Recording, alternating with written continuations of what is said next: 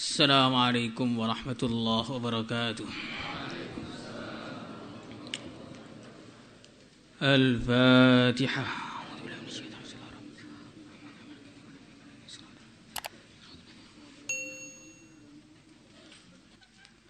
Bismillahirrahmanirrahim.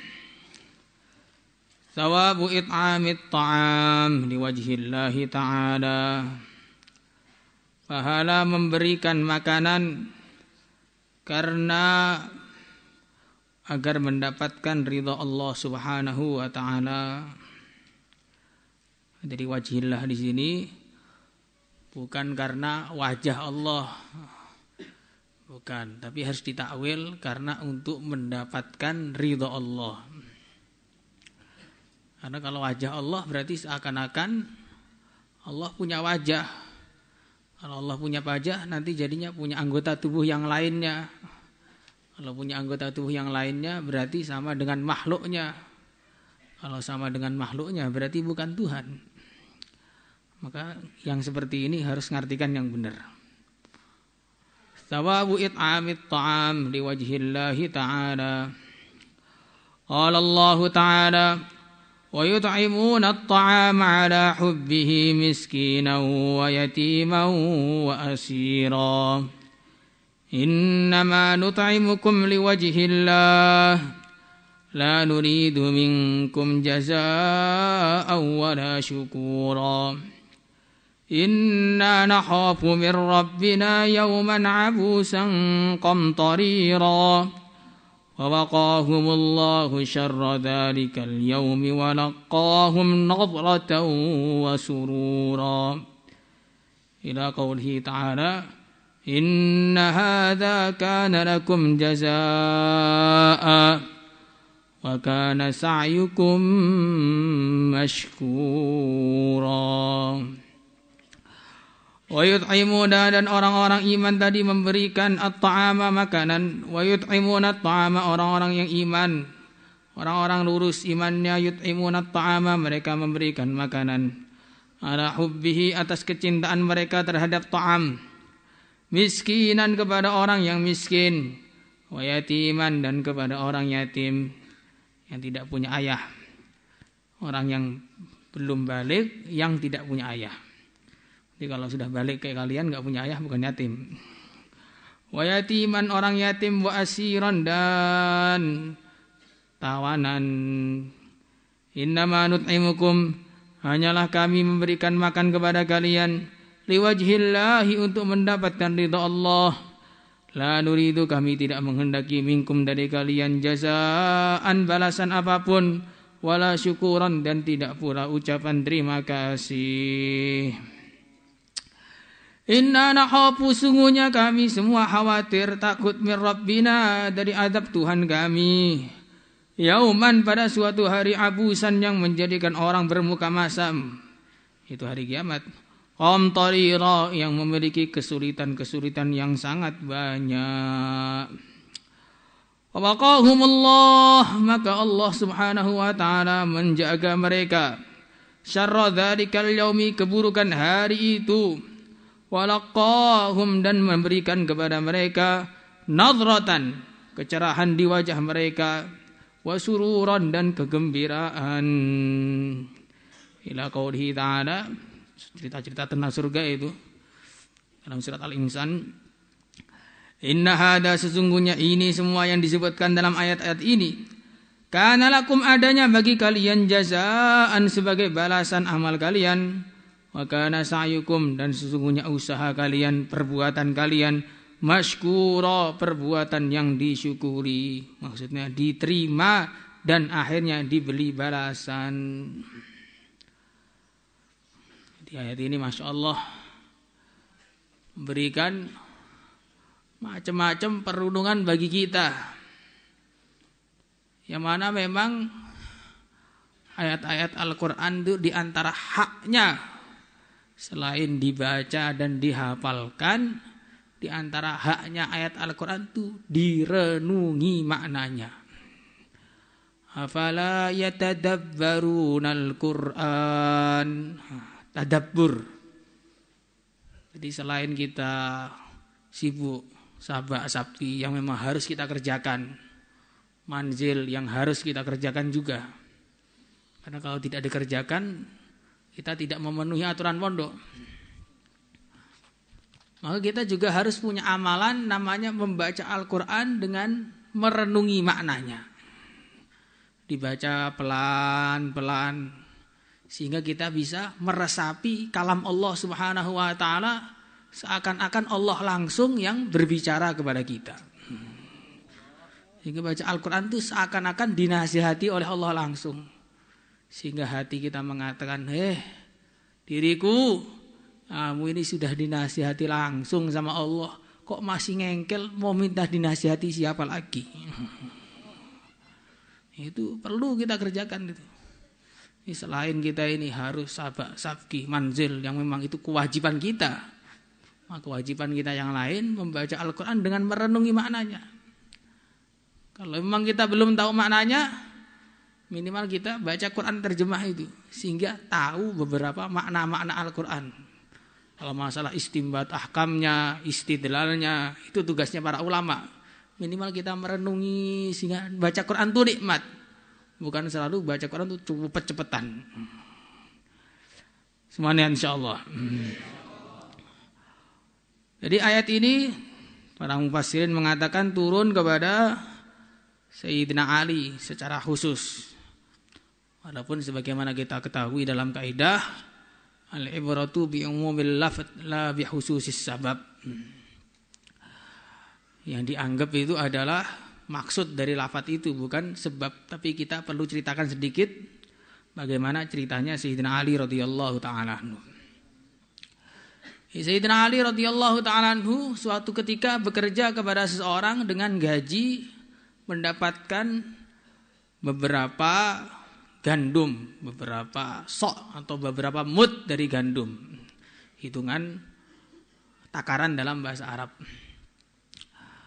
Kemudian setelah sampai rumah mendapatkan gandumnya tadi, beliau membagi gandumnya menjadi 3. Sepertiga yang pertama oleh beliau diolah untuk dimakan bersama keluarganya. Setelah makan, setelah matang, siap dikonsumsi, datang seorang miskin mengetuk pintu. Tuan, saya belum makan sama sekali. Berikanlah makanan kepada aku. Maka sepertiga yang sudah dibikin diberikan kepada orang miskin tadi. Kemudian beliau ambil sepertiga yang kedua, dibikin lagi, diolah lagi, dimasak lagi sedemikian rupa. Setelah siap saji, ada orang mengetuk pintunya. Tuan, yang datang adalah anak yatim. Tuan, saya belum makan sama sekali. Berilah makan kepada aku. Maka gandum yang sudah siap saji tadi diberikan kepada anak yatim tersebut. Maka tinggal sisa sepertiga yang ketiga, yang terakhir. Diolah lagi, dimasak lagi dengan sedemikian rupa. Setelah siap santap, datang lagi orang mengetuk pintu, yaitu seorang tawanan mengetuk pintu. Tuan, saya belum makan, berikanlah makanan kepada aku. Maka sepertiga yang ketiga diberikan kepada tawanan tadi. Sehingga di rumah tidak ada makanan sama sekali. Maka saking ikhlasnya Sayyidina Ali dan keluarganya dalam memberikan makanan ini kepada 3 orang tadi, maka Allah langsung menurunkan ayat pujian yang dibaca selama 1400 tahun. Dipuji oleh Allah 1400 tahun. Siapa yang baca ayat ini akan ingat, ini amalannya Sayyidina Ali memberikan makanan ketika beliau sedang butuh kepada makanan tersebut. Maka di sini wa yut'imuna at-ta'ama ala hubbihi, atas kecintaan kepada makanan tersebut. Ini tafsir yang paling aula. Artinya apa? Infak yang nilainya tertinggi itu infak memberikan makanan dalam makanan-makanan yang memang kita suka. Ini sesuai dengan ayat yang lain, lang tanalul birra hatta tunfiqu mimma tuhibbun. Kalian tidak akan mendapatkan kebaikan yang tertinggi sebelum menginfakkan apa yang kalian cintai. Maka setelah mendengar ayat tersebut, Sayyidina Abu Talhah radhiyallahu ta'ala anhu langsung menginfakkan hartanya yang paling beliau cintai, yaitu kebun Biruha atau Bairuha.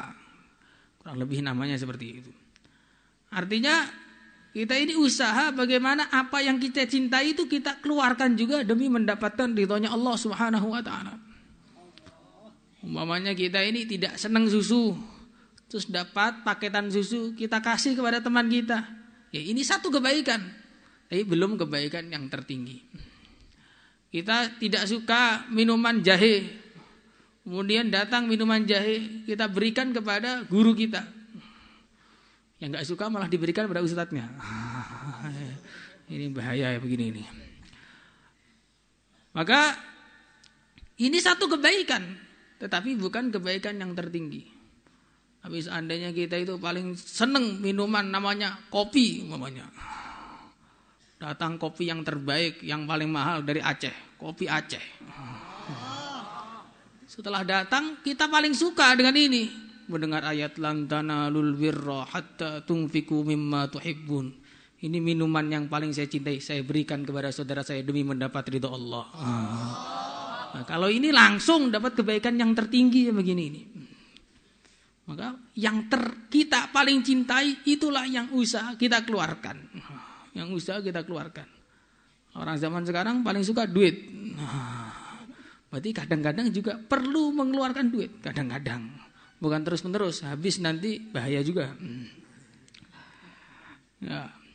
Ala hubbi miskinan wa yatiman wa asira. Diberikan kepada orang-orang yang butuh. Karena memberikan kepada orang yang tidak butuh, itu pahalanya tidak sama dengan memberikan kepada orang yang butuh. Orang yang butuh kita beri itu pahalanya lebih di atasnya lagi daripada kita memberi kepada orang yang tidak butuh. Karena itu ada bentuk bantuan yang lebih. Kemudian yang kedua, innama nut'imukum liwajhillah la nuridu minkum jazaa'an wala syukura. Ini yang kedua, ini yang penting lagi, yang sangat penting. Karena semua santri zahirnya setiap hari amal. Semua santri itu full pagi, ya, hirzian subuh bagi yang melek. Ada bagi sebagian orang juga hirzian. Kemudian taklim kamar, kemudian masuk tahfidz, kemudian qailullah, baru bangun langsung makan, habis itu langsung sholat. Persiapan ngaji lagi siang sampai jam 4, bahkan kalau tahassus sampai 4:30. Kemudian sholat asar, langsung ngaji sore, persiapan maghrib, terus ikut talfidz, kemudian manzil, mutolaah, istighosah, penuh dengan amalan. Tapi kadang-kadang tidak liwajhillah, tidak ikhlas karena Allah. Nah, ketika perkara itu tidak ikhlas karena Allah, ya akhirnya tidak ada nilainya. Karena saya dulu menceritakan amalan-amalan yang tidak ikhlas, maka amalan-amalan tadi bukan mendatangkan kebaikan, justru mendatangkan kemaksiatan. Maka kok ada orang yang kelihatannya tiap hari amal terus, kok tiba-tiba belok? Ini sebabnya diantaranya dicurigai amalnya yang dulu itu gak ada yang ikhlas, sehingga Allah tidak menolong dia untuk amal lagi. Orang masuk Islam kok tiba-tiba menjelang akhir hayat naudzubillah murtad. Ini apa sebabnya? Diantara berarti Islamnya dulu gak ikhlas. Maka amalan gak ikhlas itu bukan hanya gak dapat pahala, amalnya gak ikhlas itu berdosa. Amal gak ikhlas itu berdosa. Maka kita murnikan amalan kita semuanya, mulai pakai peci, pakai sorban, pakai jubah, pakai sarung, sebagaimana ngaji kiai kemarin tuh, semuanya dinisbatkan kepada Rasulullah Sallallahu Alaihi Wasallam. Bukan karena sekedar style, bukan hanya sekedar fashion, bukan hanya sekedar gaya-gayaan, tidak. Karena kita mengerjakan semua ikut Nabi. Kalau sudah ikut Nabi berarti ikhlas. Kita amal semuanya karena pengen mencari ridho Allah, tidak minta pujian kepada makhluk. Kalau kita pikir nih, maunya kita memberikan bantuan kepada seorang, yang paling layak berterima kasih itu kita, bukan dia. Kita mau ngasih makan seseorang, yang paling layak terima kasih itu kita, bukan dia. Karena sebab dia menerima makanan kita, kita dapat pahala. Kita keluarkan satu keping roti, bisa masuk ke dalam surga. Seandainya dia nggak mau nerima sedekah kita, maka kita nggak dapat pahala sedekah. Kalau kita nggak dapat pahala sedekah, akhirnya kita nggak bisa masuk surga. Maka harusnya orang itu kalau ngasih orang, jangan merasa menguntungkan orang lain. Justru dia yang paling diuntungkan ketika orang lain mau menerima pemberian dia. Coba kamu cuma mengeluarkan 1.000 rupiah. Dia hanya mendapatkan 1.000 rupiah. Yang hanya buat satu tempe saja sekarang cuma satu. Ada yang 1.000 juga tempe itu. Nah, kita kasih dia 1.000 rupiah, manfaatnya satu tempe. Tapi dia memberi manfaat kepada kita 1.000 rupiah yang ikhlas itu bisa menghalangi kita untuk masuk neraka. Ittaqun nara walau bisyikki tamrah. Kalau orang itu sedekah setengah kurma yang ikhlas, setengah kurma itu akan menghalangi dia dari masuk neraka. Padahal setengah kurma nggak mungkin 1.000 rupiah, paling berapa? Nggak ada yang mau beli. Maka kalau kita ini memberi kepada orang lain, jangan sampai kita merasa menguntungkan dia. Justru rasakanlah dalam hati, dialah yang menguntungkan kita. Sebab adanya dia, kita mendapat pahala. Itu sehingga innama nut'imukum liwajhillah la nuridu minkum jazaa'aw wala syukura. Ini dari segi, dilihat dari segi orang yang memberi. Tapi kalau orang yang diberi, perintahnya beda lagi. Orang yang memberi diperintahkan jangan minta pujian, jangan minta ucapan terima kasih kepada orang yang diberikan bantuan. Tapi kalau orang yang diberi, perintahnya beda lagi. Malam yashkurin nas, lam yashkurillah. Siapa yang tidak mau berterima kasih kepada manusia, maka berarti dia tidak berterima kasih kepada yang menciptakan manusia, yaitu Allah Subhanahu wa taala. Dalam hadis Tirmidzi dikatakan kurang lebihnya, barang siapa yang diberi sesuatu, fawajada falyujzi. Kalau orang diberi sesuatu dia mampu membalas, maka hendaknya diberikan sesuatu yang sama kepada orang yang memberi. Fa illam yajid falyusni. Kalau enggak punya apa-apa, hendaknya memuji pemberian itu. Fa inna man asna faqad syakara wa man katama faqad kafara. Atau kama ja'at fir riwayah. Siapa yang setelah diberi dia memuji, berarti dia telah syukur atas nikmat itu. Siapa yang setelah diberi dia tidak memuji, malah diem saja, sudah dikasih kayak nggak pernah dikasih selama-lamanya, maka dia sungguh telah kufur dengan nikmat Allah. Ini harus dari dua perspektif ini, dari dua arah pandang harus kita lihat semua. Karena kalau nggak dilihat semua, agama itu jadi timpang pemahamannya. Ada hadis-hadis yang memerintahkan kepada kita untuk menahan diri dari minta-minta. Juga ada hadis-hadis yang memerintahkan kepada kita untuk bersedekah. Makanya akhirnya orang-orang mengamalkannya kebalik. Orang-orang kaya menghafalkan hadis-hadis yang melarang orang untuk minta-minta. Orang-orang miskin menghafalkan hadis yang memerintahkan untuk sedekah. Maka setiap orang miskin minta, Tuhan berilah sedekah. Maka orang mengatakan, hadisnya mengatakan jangan minta-minta. Akhirnya tidak terjadi bantuan sama sekali. Maka agama harus dilihat dari segala arah. Ada hadis-hadis yang mengatakan bahwa siapa yang senang dihormati dengan berdiri, maka hendaknya dia masuk neraka. Kurang lebih maksudnya begitu, mafhumnya. Nah, tapi hadis lain yang mengatakan kumu ila sayyidikum. Maka bagaimana memahaminya? Memahaminya yang dihormati jangan pengen dihormati, yang orang di bawahnya derajatnya secara kasat mata, maksudnya secara umumnya yang lebih muda dan sebagainya, itu wajib menghormati. Tapi yang dihormati tidak boleh senang dihormati. Kalau enggak kebalik-balik, yang dihormati pengen tapi enggak ada yang menghormati, yang harusnya menghormati tidak mau hormat, ceres, dua-duanya enggak dapat pahala semua. Inna la nuridu minkum jazaa'aw wala syukura. Inna nakhafu min rabbina yawman abusan qamtarira.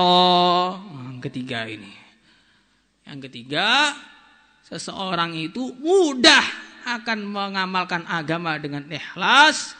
Di antara syaratnya dia harus mikir akhirat. Orang itu bisa mudah mengamalkan agama ikhlas, sedekah ikhlas, salat ikhlas, ngaji ikhlas, dengan syarat kalau dia itu mikir akhirat. Karena amalan-amalan yang ada yang kita kerjakan semua ini hari-hari itu amalan-amalan yang mahal sekali, yang bisa mendatangkan ridha Allah, yang bisa mendatangkan surga Allah, yang bisa jadi mahar bidadari. Tetapi karena kita nggak ikhlas, akhirnya nggak mikir akhirat, jangankan untuk menjadi mahar bidadari, mahar santri putri saja nggak laku. Maka kita harus pikir akhirat. Dalam hadis yang diriwayatkan oleh Imam Qurtubi dalam tadzkirah beliau, baginda Rasulullah sallallahu alaihi wasallam menjelaskan ada amalan-amalan yang akan menyelamatkan umat pada hari kiamat. Ini penting kita ingat-ingat. Nabi mengatakan, saya melihat sebagian umatku sudah dibentangkan di depannya siksa kubur yang begitu luar biasa ngerinya. Maka datang wudu dia yang aslinya mau disiksa, tidak jadi diselamatkan oleh wudu yang sempurna. Makanya wudunya disempurnakan, bukan wudu cepet-cepet. Gimana gak cepet-cepet? Nah, komat baru berangkat. Ada lagi seorang yang dalam kebingungan yang luar biasa. Ketika para nabi sudah duduk dalam halakoh-halakoh, setiap dia datang ke satu halakohnya para nabi, diusir, ditolak. Datang ke halakohnya nabi yang lain, ditolak. Datang ke halakoh nabi yang lain, ditolak. Sudah sangat bingung, mau ikut nabi siapa? Tiba-tiba datang mandi jinabatnya. Mandi jinabatnya menarik dia, didudukkan di sampingnya baginda Rasulullah sallallahu alaihi wasallam. Mandi wajib itu penting. Jangan setiap mandi wajib pikirannya negatif. Ini mandi wajib kalau dikerjakan dengan baik akan menyelamatkan kita pada hari akhirat. Ada lagi orang lain yang dalam keadaan kebingungan yang lain, yaitu dia mau berbicara sama siapapun, tidak ada yang mau ngajak berbicara. Orang iman sana, ayahnya diam saja, ibunya diam saja, saudaranya diam saja, gurunya diam saja, muridnya diam saja. Mau ngomong sama siapa ini? Maka datanglah silaturahimnya, mengatakan, orang-orang iman, bicaralah sama dia, karena dia dulu selalu menyambung tali silaturahim. Ada lagi orang yang dalam keadaan yang mengerikan, yaitu sudah terlempar ke jurang neraka, sudah masuk.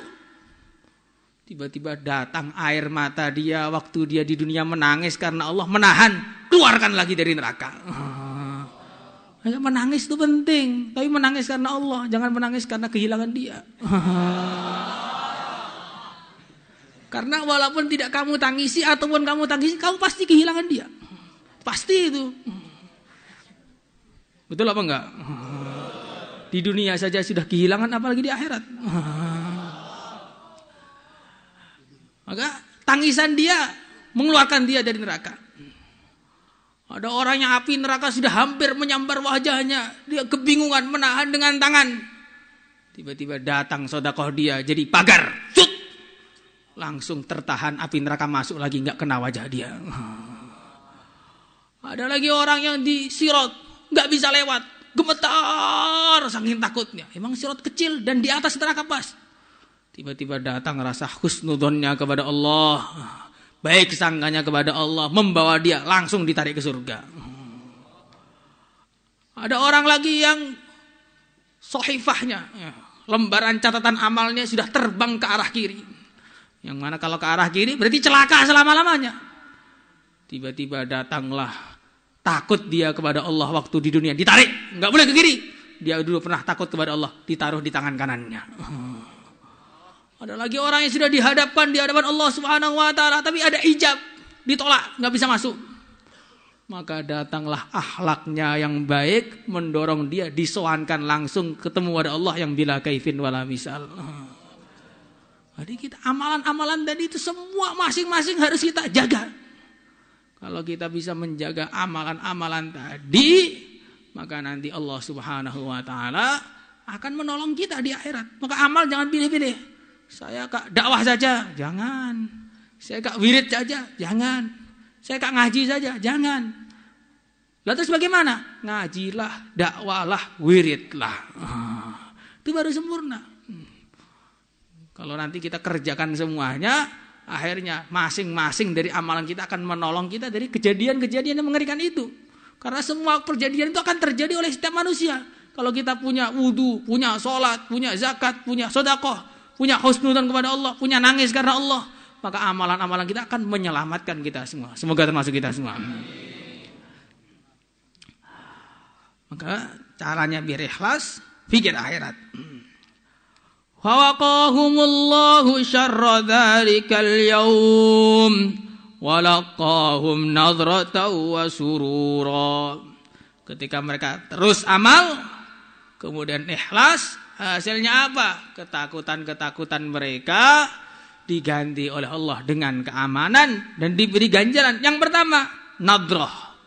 Wajahnya dibikin oleh Allah cemerlang, terang benderang seperti bulan purnama. Bahkan bisa dilihat dari perjalanan 1000 tahun. Sangat terang, glowing. Istilah zaman sekarang glowing. Wajahnya jadi terang, dan terangnya ini tidak berubah-berubah. Kalau di dunia ini terangnya karena perawatan, terangnya karena pakai citra, terangnya pakai shinzui. Ketika shinzui-nya habis, akhirnya hilang juga glowingnya. Maka akhirnya ditinggal ketika sayang-sayang. Glowingnya habis langsung ditinggal. Pada hari kiamat tidak, ini bercahaya bukan karena sabunnya, bercahaya bukan karena mandinya, bercahaya karena hatinya yang bercahaya. Nadrah wa surura, dan diberikan kegembiraan. Kok diberikan kegembiraan, kenapa? Ini pahala besar ini. Karena orang iman itu di dunia dia tidak pernah gembira yang sempurna. Walaupun dia kaya raya, walaupun dia memiliki segalanya, tidak bisa gembira. Setiap mau makan enak ingat, apakah saya di akhirat nanti bisa makan enak juga seperti ini atau tidak? Setiap ketemu saudaranya ingat, apakah nanti di akhirat bisa ketemu lagi atau tidak? Setiap mendapatkan susah, nggak rasa senang, rasanya nggak enak. Apakah senang saya nanti berpahala atau tidak di akhirat? Maka orang iman itu terus dilanda kekhawatiran, dilanda kekhawatiran, dilanda kekhawatiran ketika di dunia. Maka di akhirat Allah Subhanahu wa taala berikan mereka kegembiraan sebagaimana dalam Al-Qur'an, alhamdulillahilladzi azhaba 'annal hazan inna rabbana laghafurun syakur. Segala puji bagi Allah yang telah menghilangkan semua sedih dari hati saya.